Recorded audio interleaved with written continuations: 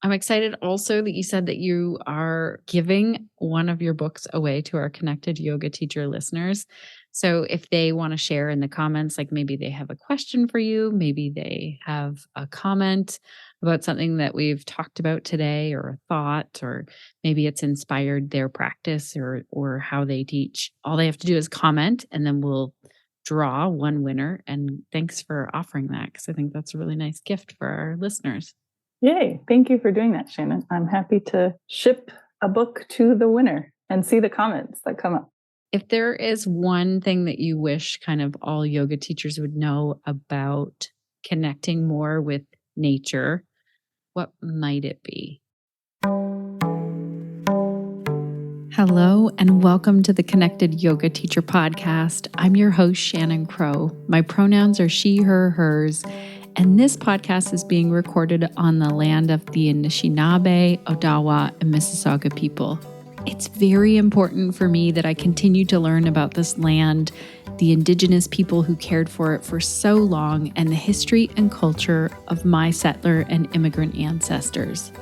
I'm a Canadian yoga teacher, mother, entrepreneur, and forever student who never runs out of questions. That's why I think it works really well when I can geek out about everything yoga and ask questions to amazing guests like Alison, who you're going to meet today. I'm so excited that you're here for this episode. Thank you. It means so much that we get to learn together. My other hat that I wear is the founder of Pelvic Health Professionals, and this is a place where movement educators and healthcare professionals collaborate and learn the most up-to-date information regarding pelvic health. I'm really excited about a few things that are coming up, and you will be the first to know about those here on the podcast. We have monthly guest expert calls. I'll tell you about one later on in today's episode. And we also have more yoga sessions coming up because a lot of you have said this is what you're interested in. So we bring in an expert teacher who specifically works in pelvic health and also in yoga. And you get to show up live or have access to the replay of the yoga classes. What gets me really pumped up about this is that this is one of the things that inspires teachers, is going to a class, learning something new, and then we are really encouraging you to take that information out into your community. If you'd like to check this out, we have 2 yoga sessions on there now, one with me and one with Shelly Prosco. Visit pelvichealthprofessionals.com. And now let's get ready to dig in, because this podcast was made for you, the yoga teacher, because I get how it feels to be out there in the real world, figuring things out as a business owner, but also someone who shares yoga. And so this podcast is a place where you can connect other yoga teachers, ideas, and information. Also, I want to say a huge thank you to the team over at OfferingTree who has made today's episode possible. I use and love their software in my own business because it automates everything: bookings, payments, Zoom links, reminders, and so much more. We have a special podcast listener discount code over at offeringtree.com/Shannon. Now, if you follow me on Instagram and if you saw a recent email that I sent out, you've probably seen my updates about my garden and my daily walks outside, even in the winter up here in Canada.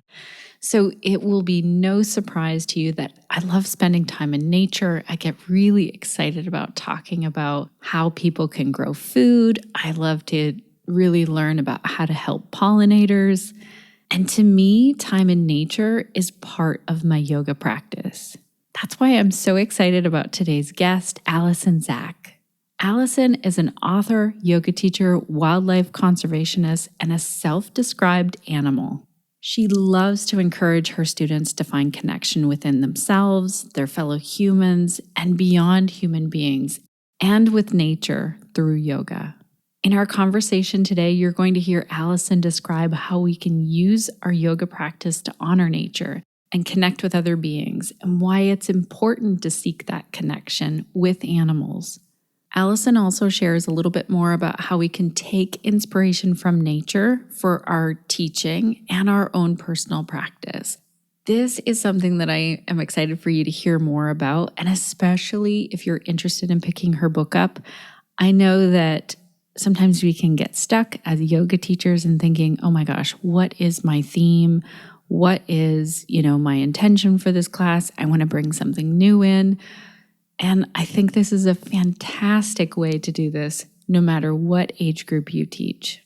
Alison also has some amazing down-to-earth, that pun is intended, advice for finding your authentic teaching voice.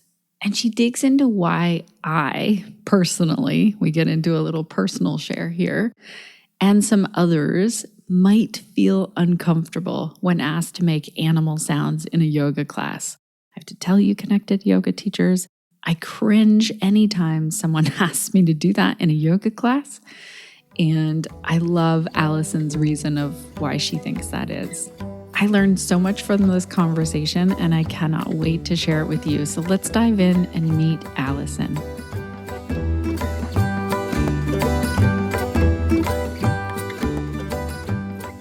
Welcome to the Connected Yoga Teacher Podcast, Alison. It's so great to have you here today.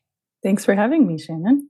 I'm really excited that we get to dive in and talk about the book that you wrote and how we as yoga teachers can connect with animals and nature and help our students to do the same. Before we dive into that, tell us a little bit about yourself in terms of what's the work that you do and who do you do it for?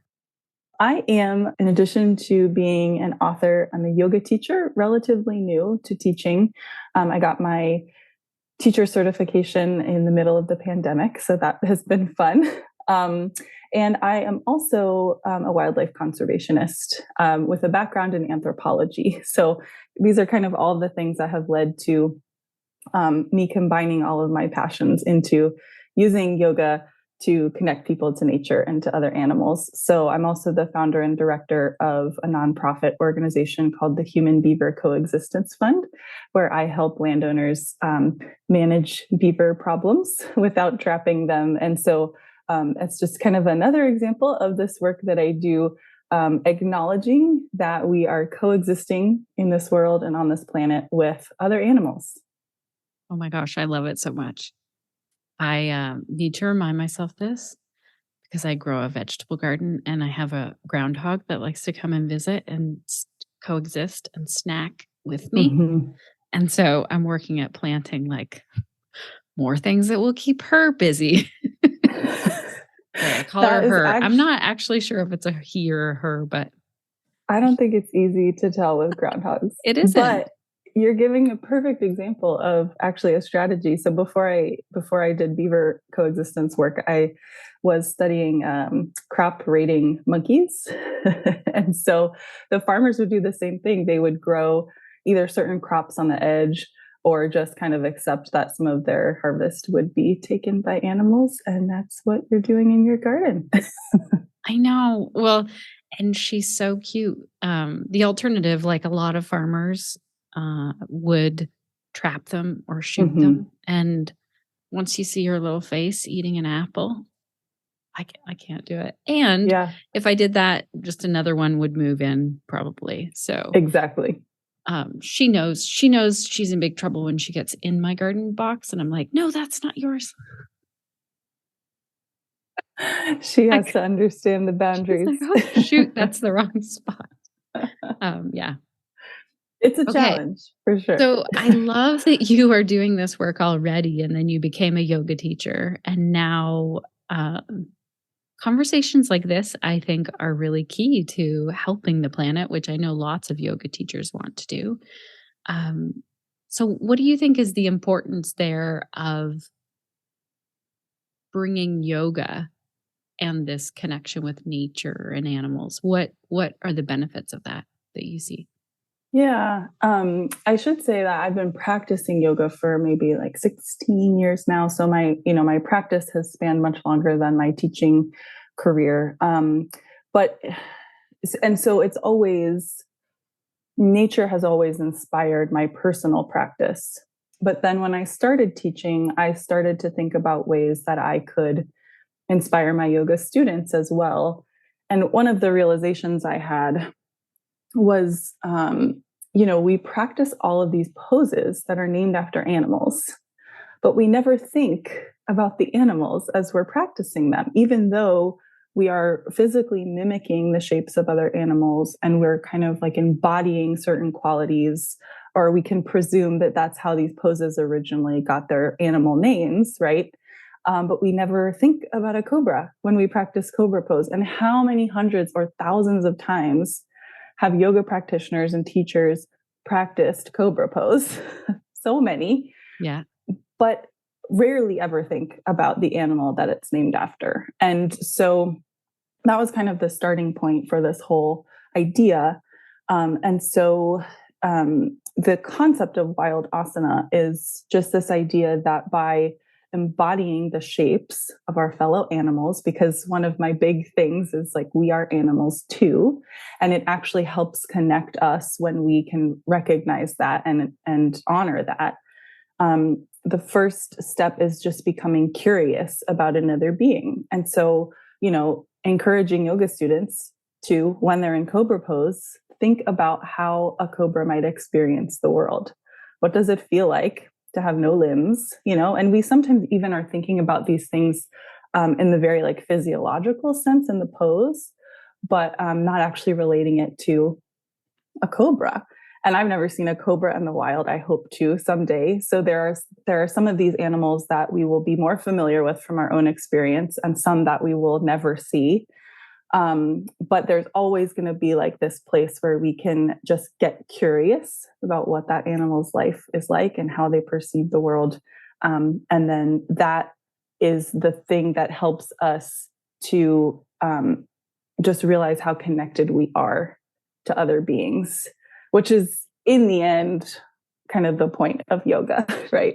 It's like yoking or unifying these things. And so seeing ourselves as less separate from other animals and from nature. Yeah. I think it makes a big difference. I mean, my kids have grown up in a household where we like, if we see a bug or whatever in our house, we capture it and let it back outside. And I've seen the look of shock when we're even outside with other kids, playing with other kids, and they'll step on a bug. My kids are like, why would you do that? Mm. And I think that sometimes we can be pretty quick to do that as an overall species of humans, to not understand something and then, maybe be afraid of it, like afraid of a spider and then step on a spider. And that really can escalate into treating all animals like that, really. It's easy for us to Right. be like, oh, I love my cat. Like I would never hurt my cat, but then change it when it comes to, I don't know. Cobra is a great Yeah. example because I think a lot of people are like, snakes. A lot of people have fear of snakes. Yeah. And I actually write about a couple of different animals in the book that are dealing with that fear or that cognitive dissonance, right? Where we can treat some animals one way and then another animal a completely different way. Bugs is a great example. But even I give the example with dogs, canines too, because coyotes are one of the like most hated animals in North America. And the same people who will just like shoot a coyote on sight, like no questions asked, who are loving their pet dogs in their homes, right? And so there's it's really complicated. And I love the idea that you shared with your kids. It's a great example of how that curiosity about another animal, and we can get that in different ways. So I'm not saying everyone has to do this through an asana practice, or some people they become curious through direct experience, others through learning in books, for example, or watching a documentary. But it's always that curiosity that leads to what you practice with your kids, which is compassion. And so that's really why I do this work that I do, because I hope that connection that we feel with other animals through a yoga practice, for example, leads to treating them with more compassion in our interactions with real live animals that we share the planet with. That's really cool. So when you are practicing and you're doing your own yoga practice, not teaching, give me some examples of like moving into a pose and it being connected with an animal, and then some of the things that you think on or how you are in that pose. Mm-hmm. The example I love to share, I guess because it's kind of the most dramatic reaction to this that I had, is actually downward facing dog. So I like to tell the story of one of the very first, actual real yoga classes I took. I think I had just graduated high school, and I was in a class where the teacher said, this is downward facing dog. It's a resting pose. And I thought, oh, really? Does it feel like a rest to me? Yeah. My hamstrings are tight. My heels are like way up off the floor. Like it looks nothing like what my teacher's version of downward facing dog on the mat looked like. And for many years, I practiced it that way, thinking that, this is what downward dog is supposed to look like. And I'm supposed to feel like I'm resting. And, if you're in a vinyasa class or something really fast paced, it could feel like rest. And I kind of experienced that over time. But it was when I really considered what the shape of downward facing dog, what shape it related to in actual canine behavior, which in my mind, and I'm not saying this is true for everybody, but I thought about the play bow. And if you have a pet dog, you've probably seen your dog go into a play bow. And, for a dog in that pose, it's not a resting pose at all. It's like, let's play, like play with me. I'm going to come into this posture, and then I'm going to be wiggling all over. I'm going to move into a next play behavior. And so it basically opened me up to allowing myself to play in downward facing dog, to think of it as a play bow instead of this old idea that I had about that pose. And suddenly I could move in the pose. I could release those attachments to what I thought the pose should look and feel like. I could bend my knees. I could wag my tail or wiggle my butt. One of the big things that I like to talk about is that adults practicing yoga don't play enough. And so if we can connect downward facing dog to play, the idea of like joyful movement, of like unrestricted, like how does a dog move? And there's no right answer to that. Then we can find like more fun and like joy in our practice, thanks to dogs. Oh my gosh, I love that. Our neighbor cat comes over and visits almost daily. Mm-hmm. And I saw he walked in yesterday. He also visits in our house. Mm-hmm. Oh, wow. He came over and did that play bow. And I was like, all of a sudden I had this question like, do all cats do this? Or is it just him? Or did he learn this from a dog? And so Mm-hmm. I love that you had this exploration. And I think that can just lead us into watching animals around us more Mm-hmm. and learning from them. And then it led to this playfulness. Oh my gosh, I love that. What about pigeon pose? What are your thoughts on pigeon pose? Pigeon. Yeah, pigeon. It's a funny one because it's this animal that we've all probably encountered, right? It's very familiar to us. And the pose is interesting because, depending on which version of the pose that you take. And so, of course, there are all these different versions, but it's Raja Kapotasana that I believe that that got the name pigeon because of, so, a lot of people eat pigeons. And so they're these like extra meaty, floofy birds with like these big puffy chests or breasts because they're birds. And so that's where I think that the name comes from. But I think pigeon for me in my personal practice was one example. So I watched, this was also during the pandemic where, I was in my house a lot more and I was watching, it was actually a mourning dove, which is in the same family as the pigeons. So yes, I get a little loosey-goosey with the species boundaries. And I think we all should, right? Yeah. But I was watching a mourning dove outside of my window for like the longest time and just realizing like how soft I do think it was a female, but you can kind of tell, especially if it's like a breeding male. Anyway, I'm not an ornithologist by any means, or a birder even, but I think it was a female mourning dove. And I just watched her for so long. And again, I realized how, even though she was like still and she was very watchful of her surroundings, like, a lot of prey species are, that she was just so like calm and confident and like soft in her movements. And so again, this was an observation of one individual animal that I had that led me to just kind of be able to move and explore more in pigeon pose. So like thinking about like the leg behind you, if you're not in the full Rajakapotasana, then you have like your leg long behind you, and how that's like the pigeon's tail. Or I call it, in my book, I call it the Kapotasana shuffle, because right before this bird finally flew away from my like line of sight, she did all this series of little movements that I don't think we would ever really notice unless our goal was to observe another animal.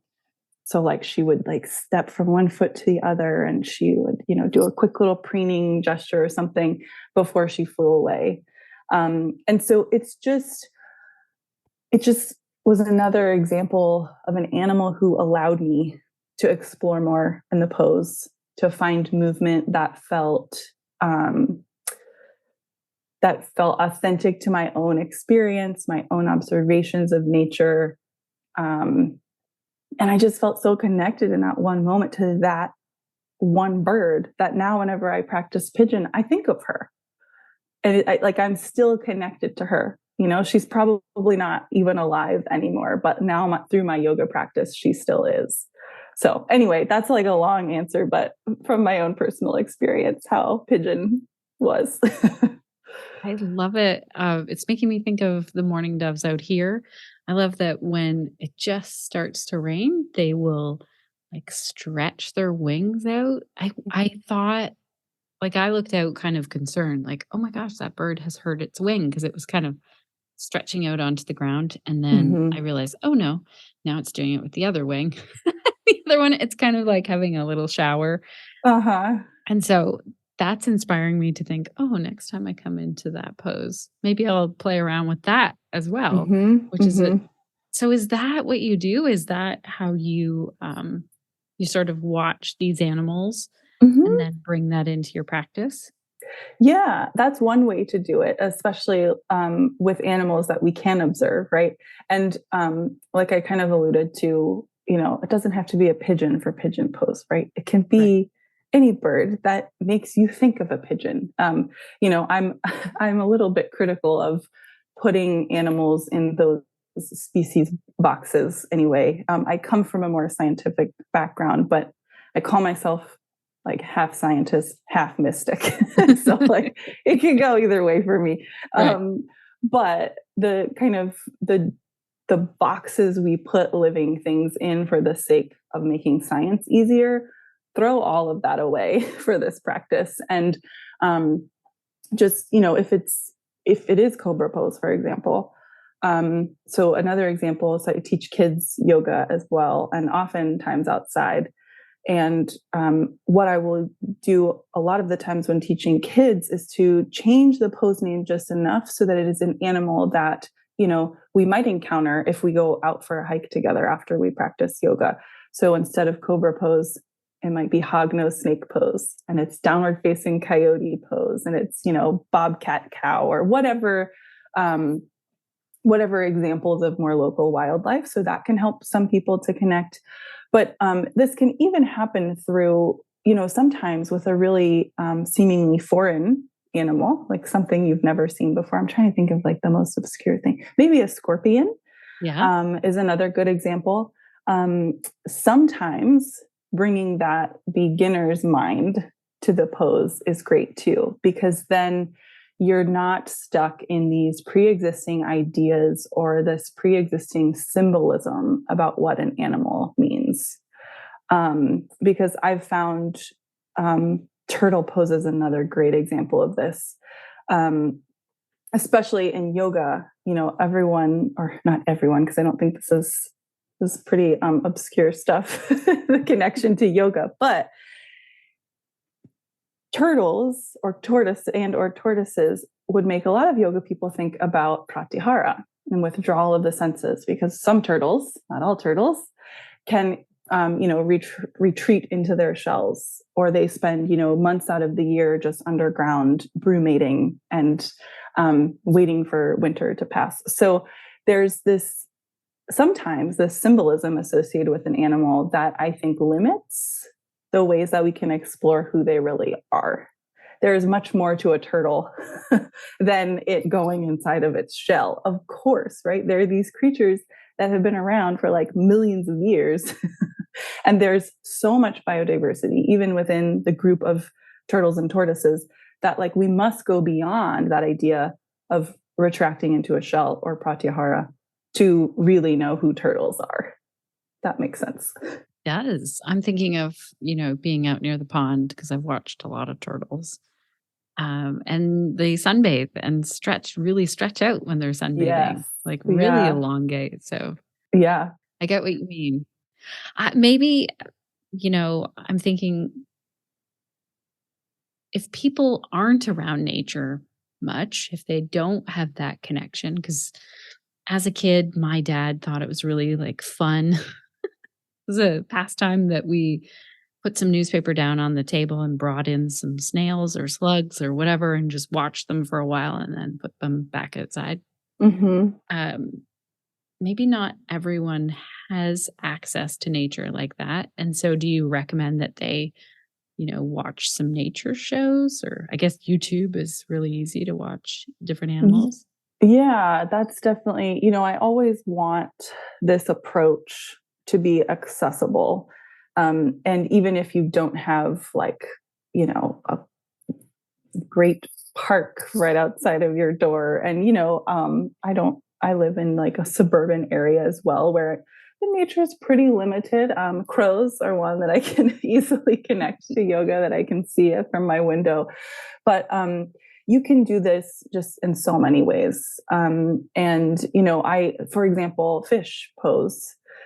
Or the idea of fish. You don't need to like own a pet fish or have access to the ocean and snorkeling and everything to literally like sit in the bathtub or sit with a bowl of water even, and just like think about what it feels like to be an animal that lives in the water. Or another connection I like to make is with fish and breathing practices, pranayama. I've also had this personal experience where I have found that sometimes as humans, we're an animal who likes to kind of overthink the breath or micromanage the breath. That's putting it nicely. Like I share a story. I've had very mild, luckily, panic attacks, but since I was a kid, since before I really realized what they were, and my dad is actually a retired psychiatrist, so I learned probably earlier than most that what I was experiencing was a panic attack. And I remember like going through my teens and managing it pretty easily, because again, I'm lucky that they're very mild. But at some point in my early 20s, when they were probably the worst, or most frequent, I should say, I remember having this conversation with my dad where I was like, Dad, I have a panic attack and I'm doing all the like deep yogic breathing that I've been taught and practicing, and it's just not working. And he said, well, this just like blew it open for me. He was like, you're fueling the panic with all of that oxygen. He's like, try holding your breath. And it changed everything. I can still manage my panic attacks with my breath, but it's because I can hold my breath and I can just disrupt that whole process that my body is going through on the trajectory of this panic attack. And so that makes me think back to fish now. I know this is a roundabout way, but it's this animal that breathes so differently than we do. they still breathe oxygen, but they use different strategies. They use different organs to breathe. And so how can we, again, almost like challenge what we think about breath as yoga teachers or as yoga practitioners, and see if that can actually help us, and if that can actually connect us to another animal that we might not ever see, like a fish. It depends. But that's just another example of something as simple as the breath, which we all have access to be the connecting piece from our practice to other animals. That's amazing. Thank you so much for sharing that story. Yeah. Connected yoga teachers, I wanted to pop in here for a moment to tell you about some news from the team over at OfferingTree, who sponsors this podcast episode. They just released a new feature to the email side of things. It's an email builder that offers more options, so you can put your graphics there, your photos, your text, and buttons to make it all look better. And they're also adding columns soon so that it won't just be one big block of things. Oh, and another piece to this update, they've added a preview option so that you can see how your email will look on a phone versus a computer. If you want to see a video of this, I'll link to that in the show notes. Anyone can see it. You don't have to be an OfferingTree user. Thank you so much, Alec, one of the co-founders, for walking us through this update. I really love how OfferingTree creates videos to show how to use new features. As many of you know, I use OfferingTree in my own business for the podcast, but also for teaching yoga. If you are looking for a software that's going to automate and simplify your business, that's built for yoga teachers and studios specifically, make sure to check out OfferingTree. They have a free trial, and if you decide to sign up, make sure to use our discount code for podcast listeners. That's over at offeringtree.com/Shannon. All right, let's get back into today's episode with Alison. What inspired you to share the book? And this is a two-part question now, is it more for yoga practitioners or yoga teachers, or is it both? Great question. So the book, here's how I like to describe the book. It's a nature memoir through a yoga lens. So it's very much, a lot of my own stories are in this book. It's, I think, readable, I say, even to people who aren't connected with yoga at all necessarily, because a lot of it is the nature writing from my own experience as like a researcher and like a conservation practitioner. But it's, like I said, through the lens of yoga. So each chapter is actually a standalone essay that's inspired by one of the animal yoga poses, basically. And each chapter at the end has a practice that people can try out to kind of just explore the ideas and the themes from the chapter in a little more depth. And so some of those exercises are asanas. So that's a resource that a teacher, or meditations that yoga teachers could use in classes to incorporate more nature connection. But it's not all asana or meditation or mindfulness. There's some nature journaling in there too. There are other simpler exercises that might be of interest to people who might not have a strong yoga practice even. So hopefully there's something that any of those audiences you mentioned could connect to with the book, whether it's the nature writing or the more applied exercises. And there is a sequence in the back. There is a pose sequence that includes all of the animals that I've written about and how you could kind of sequence them in a class and string them together. This is fantastic. I think this is such a gift for yoga teachers in terms of, what yoga teachers who want to do some sort of a theme, or, maybe they're like, oh gosh, I've covered, so many of the theme ideas. This adds a whole other layer to it to really talk about the connection with nature. Yeah, I hope so. I mean, it's overwhelming sometimes because I've planned some events leading up to the release of the book that are, like a wild asana workshop or a class around this topic. But in reality, for each chapter, I could plan multiple yoga classes, with each theme or with each different animal. So it's almost overwhelming to consider the book as a whole. I think it's also the type of book that you can pick up and put down and read the essays out of order if you want to, and be more of a reference in that way. So you put some events together to promote the book, and you're doing wild asana. Like, what does that look like? It looks like an asana class, like a yoga class, but that feels a little more workshop-y, I guess. So there's writing. It's not going to be like a seamless flow of poses, but a lot of playing in a pose in a very personal way, even though we're going to be in a group together, perhaps reflecting and sharing on what that experience was like, and maybe some writing about it. And there will definitely be animal noises and probably more moving around the room than a typical yoga class, but just an opportunity for people to really kind of see and practice what wild asana could look like. Okay, so help me with this. I mean, I'm not asking you to diagnose my inner being here, but I think there are other people who feel like this. I am totally okay with thinking about, connecting with an animal or connecting with nature in some way. Like tree pose is a great example where obviously not an animal, but also in nature, and we bring that into our yoga practice. I can do that.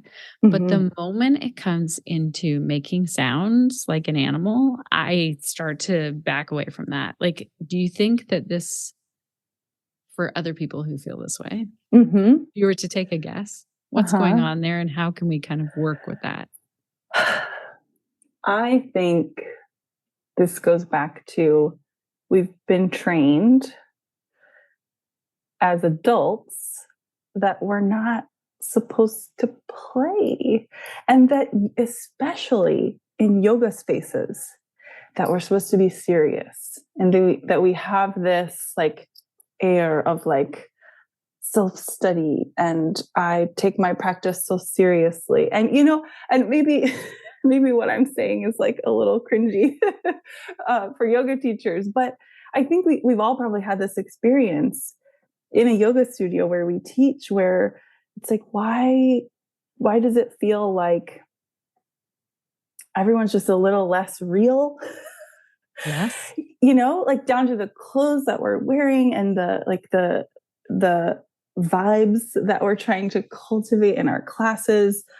Another thing I like to share here is that I teach restorative yoga, and I also shared that I'm a relatively new teacher, and I was kind of hard on myself for a little while because I was being myself as a teacher. I kind of refused this idea of having a yoga teacher voice, and I kind of got over that hump as a new teacher of figuring out what my voice would sound like and what my voice would be. But I would still be me and telling jokes or making little silly comments in a restorative class. And then I would think afterwards, I ruined the restorative vibe of the class. And why do I always have to tell jokes in a restorative class? But then I just realized that's me. That's me. Right. We can be playful in a restorative class, and trust me, sometimes with adults and this wild approach, it's just me looking silly a lot of the time, because you're not alone in feeling you don't want to howl like a wolf during your yoga class. That's completely normal. That's how we've been trained to think that's silly, that's uncomfortable. Maybe you would do it alone in your home, but not not in a class. But the first time is the hardest. Practice with kids if you can, if you have kids, if you teach kids. One of the best ways that my own playfulness gets refreshed and what's the word? can't think of the word. Inspired? But anyway, inspired, like reinforced, I think, like validated is when I am with kids. And howling is so easy. They haven't been trained yet that they're not supposed to make animal noises. In fact, we encourage kids to make animal noises. Some kids are mooing like a cow before they say their first word, right? And so it gets trained out of us at some point. It's nobody's fault. It's nothing to feel embarrassed or ashamed about by any means. But I think it's important if we can get there. I don't have any magic tricks for how to overcome that, except to know that you're not alone. Sometimes even for me still, it's like, well, I'm not really in the mood to what's another good example of make some noise. Sound that I make? I'm trying to think of another example, but it's hard. But acknowledging that it's hard is like the most important part, and thinking about why it's hard. I want to hear from our listeners of like, is this comfortable? Is it not? How do you deal with this? You're bringing to mind this one example that comes up quite often in my brain with regards to being playful in a yoga class. Laura, shout out to Laura, who I haven't seen probably since this class, long ago in the jungles of Costa Rica, was teaching tree pose. It was a class of adults. We were all standing there and she's like, now I'm going to be the wind. And she's like, everyone make the noise like the wind. And she was like running between us all as trees. I love and we that. were all laughing. And like, cause she's like, now you're blowing over because of the wind and make the noise of the wind. And that felt fun and easy. So maybe a good teacher is a good start. You remind me too of laughter is the perfect like gateway, because I had this experience years ago at a meditation retreat at a Thai Buddhist temple in Tampa, Florida, Wat Tampa it's called. And it was mostly like, sitting and walking meditation. But we all gathered outside for laughing yoga. We were all like, what's this? The monk sitting up on the stage in front of a microphone started to laugh. The biggest, most like cheesy, loud, fake laugh that you could ever imagine. And he just kept doing it. And for like a minute, we were looking at him. We were like nervously giggling. We were like, what is happening? We had no instructions. 5 minutes later, we were all just genuinely laughing hysterically together. And it was like the coolest thing I've ever been through. And I have tried to recreate this so many times. This is something that I actually do think might work better with adults than kids from my own experience anyway. I'm curious to hear if anyone else has had great success with this. Maybe my initial laugh isn't, I don't know, compelling or goofy enough. But once it's like this huge collective release of something. And so once you've all laughed together like that, then you can make any sound that you want, right? I mean, start with a human laughter sound and then move to the howling and the cat sounds and the monkey sounds and whatever else. But that could be a good way to try getting the ball rolling with the sounds in particular. Yes. Oh, you're bringing to mind this other way. Maybe you want to try this with the laughter. I remember being in a yoga space where we laid down on the floor and the next person laid down on our belly, but with the back of their head. Now you have to really know your group of people. In a circle? It was just in a long chain of people. So the first person lies down, the next person lies down with the back of their head on that first person's abdomen. Mm-hmm. And then the first person is told to laugh. And what happens then is the head gets shaken. And Giggled. So the whole line, it's just like a giggle of and quite a ripple. And so I led that once thinking, will this work for everyone? But sure enough, everyone was laughing and really enjoyed it. Now, that's fun. Everyone's comfort level. I like to give people the option to opt out or and this is also before COVID, so maybe Right. not everyone was doing this close. Mhm. But that's That's a great example. Yeah. yeah, and I remember everyone feeling really light and playful after that. Mhm. That's It interesting. opens something. Yeah. Oh, that's fascinating because animals will behave in different ways. Kids will behave in different ways. And you're right. Adults then are like, nope, that's no longer Mhm. okay to act like that. And that's why I think kids connect with animals better than we do too. Right. That distance can grow. Yes. I think you're right. Oh Yeah. my gosh. Your book is beautiful. I can't wait to look at it Thank further. you. Um, what has been kind of the most enlightening thing or maybe the hardest thing about writing a book?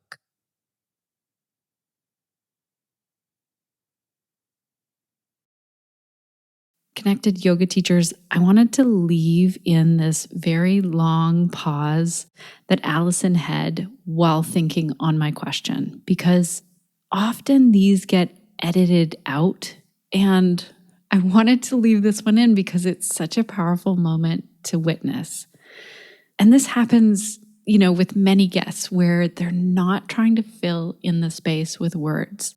They're just really sitting there and giving it thought. And I want to say that I love this as a podcast host. So I just wanted to share it with you. And I wanted to tell you in case you're like, oh my gosh, I think the audio just crapped out on this podcast.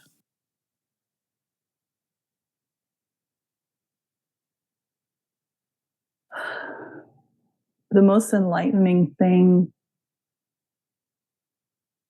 Oh wow, this is tricky. I can write a book. That's the most enlightening thing.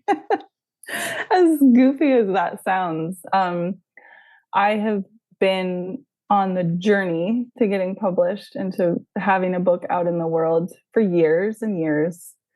And it's one of those things that so many people talk about wanting to do.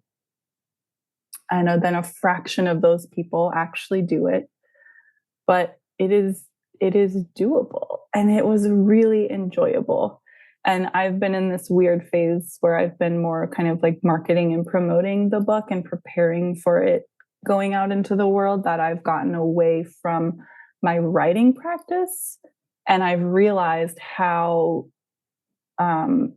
beneficial my writing practice is to like me being like a healthy, mindful, happy human.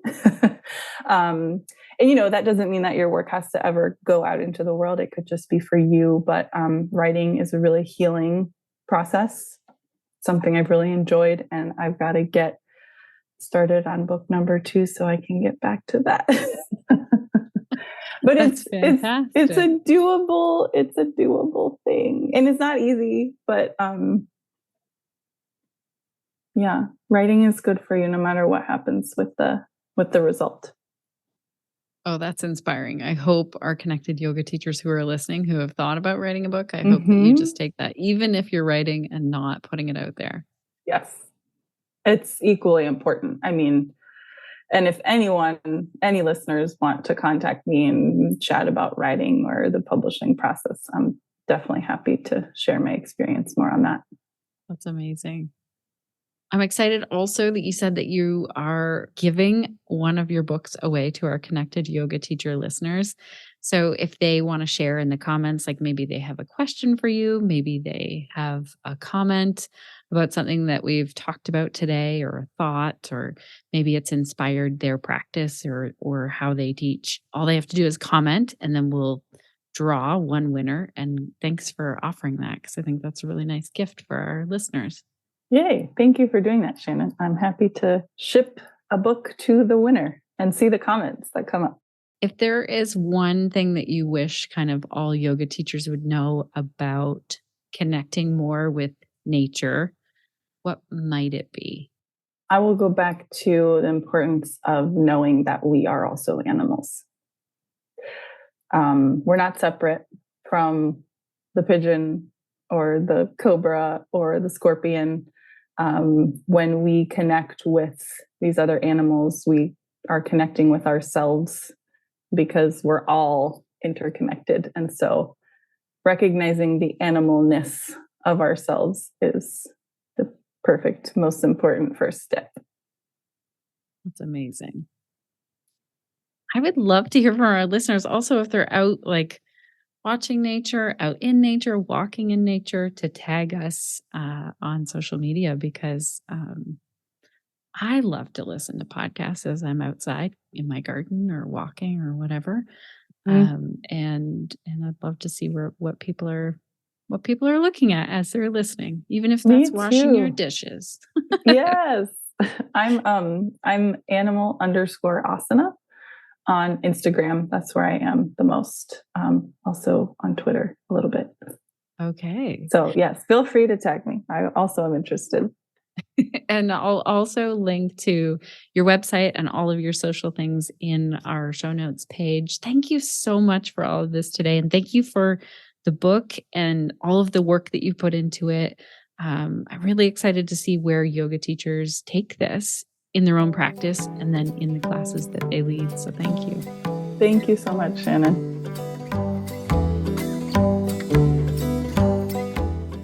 Thank you so much, Alison. I'm excited that one of our Connected Yoga Teacher listeners gets to win your book.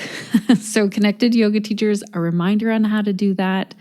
Go over to theconnectedyogateacher.com/331 and share any comment there. Tell us one of your key takeaways from this episode. Share a question there for Alison. It could be anything at all. Share how you feel when you're asked to make animal noises in a yoga class or how you bring play into a class. Then we'll take that list of comments and in a week's time, we're going to draw a winner. Yes, you can continue to comment even after we do the draw. And one of our lucky whistlers and one of our lucky listeners will get that book. I have one here and I absolutely love it. And you'll be inspired, hopefully, to bring some of nature into your yoga practice and into your yoga classes. And I've definitely been inspired just by talking to Alison to notice more when I'm outside in nature.